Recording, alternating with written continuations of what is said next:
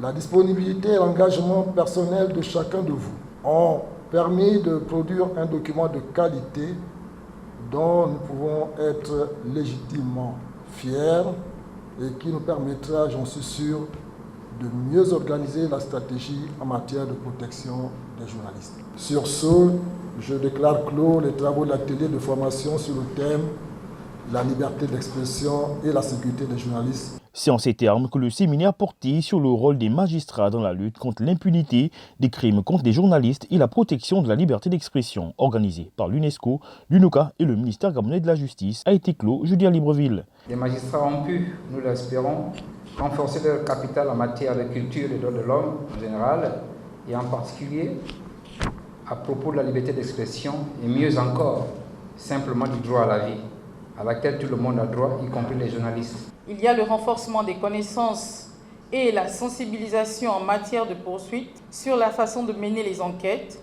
encourager la coopération régionale et internationale entre les magistrats pour mettre fin à l'impunité des crimes ainsi que le statut des traités, des conventions et leur impact sur les lois nationales. Des travaux qui intègrent un vaste programme de formation au fruit de la coopération entre le Gabon et l'UNESCO. Cette session de renforcement de capacité marque, entre autres, le début d'une série de formations que l'UNESCO entend mener dans son appui aux initiatives de l'École nationale de la magistrature. Ce soutien s'inscrit dans le cadre de la mise en œuvre du programme Gouvernance et droits de l'homme de notre plan cadre de coopération 2023-2027. Les magistrats gabonais de l'ordre judiciaire sont désormais outillés sur la lutte contre l'impunité des crimes contre les journalistes et la protection de la liberté d'expression.